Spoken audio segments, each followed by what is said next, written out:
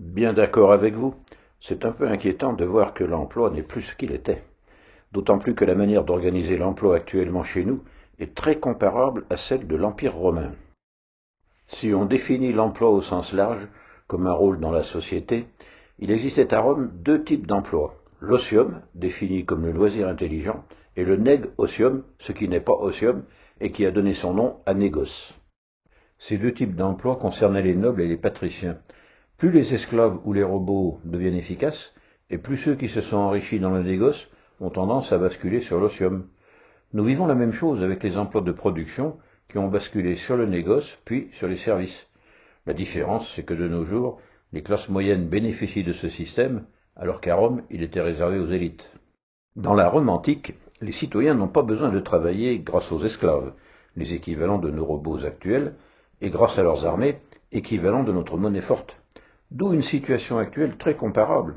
Notre système est plus perfectionné encore, car les gens qui travaillent pour nous pour une poignée d'euros sont à 6000 kilomètres. Et si Spartacus se révolte dans les pays pauvres ou émergents, nous ne sommes pas directement impactés. Il est intéressant de constater que personne ne demande au peuple citoyen romain de travailler. Le terme de clientesse est significatif. Pour que l'élite, le négociant, puisse s'épanouir, il lui faut le peuple qui consomme. Il appartient à l'État, financé par les impôts du négoce et le butin des conquêtes, déjà le pillage des pays pauvres, de lui fournir du pain et des jeux. Aujourd'hui, le RSA et la Coupe du Monde de foot. Comparable au panem et circenses du citoyen romain, le revenu universel assurera bientôt à tout citoyen français de quoi payer son loyer et manger à sa faim. Libre à ceux qui voudront sortir du lot de pratiquer en plus l'osium ou le négocium. Ça ne s'est pas très bien terminé pour les Romains. Si j'étais aujourd'hui un responsable politique, je poserais aux Français la seule vraie question. Comment faire pour ne plus avoir vraiment besoin de travailler sans devenir décadent? Le travail n'a plus la même valeur économique, mais il reste une valeur d'humanisme, à la condition bien sûr qu'il soit à la fois intéressant et valorisant.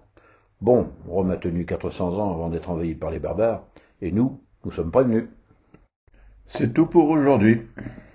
Pour la suite, eh bien, c'est vous qui voyez. Et bien sûr, tournez-vous dans le sens des vents favorables, c'est tellement plus cool.